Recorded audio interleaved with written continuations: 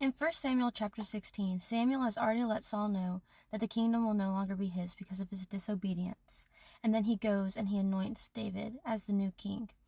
And the Spirit of God comes upon David in that moment and leaves Saul. And it doesn't just leave Saul. Then Saul is plagued by an evil spirit afterwards.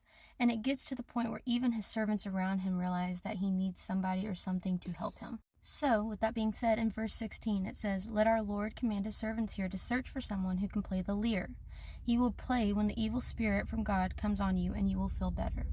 And if you've ever read this portion of the Bible, you know that God's hand is all over this because the person that is chosen is David, the man who had just had God's Spirit placed on him and was anointed to be the next king. Verse 18 says, "One of the servants answered, 'I have seen a son of Jesse of Bethlehem who knows how to play the lyre.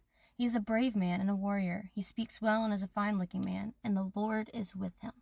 So, when Saul started feeling like this, and he started feeling the evil spirit come upon him, he would call in David, and David would take up his lyre and play, and then relief would come to Saul, and he would feel better, and the evil spirit would leave him. And that's how chapter 16 ends. Now, in previous times when I've read this, I'm like, oh, cool.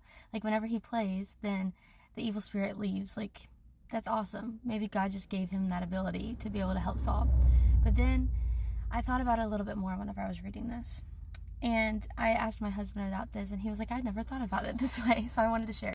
I 100% believe it's deeper than the music. I don't think it's the music that was helping Saul out. I believe that it was possibly because the Spirit of God had come upon David, and so whenever he was near to Saul, he felt the presence of the Lord. Remember that it says that the Spirit of God had left Saul at this point, and then he was plagued by this evil spirit, and then the Spirit of God had come upon David. And so when you have them both in the room, evil cannot stay in the same area as good. Evil cannot stay in the same area as God. And so David coming in, filled with the Spirit of God, he leaves no room for that evil spirit. And so, in turn, he helps Saul through his torment. You see, so maybe it wasn't necessarily the music. Maybe the music did help, but maybe it was not the music itself. Maybe it was the Spirit of God giving peace and grace to Saul despite all the disobedience through David.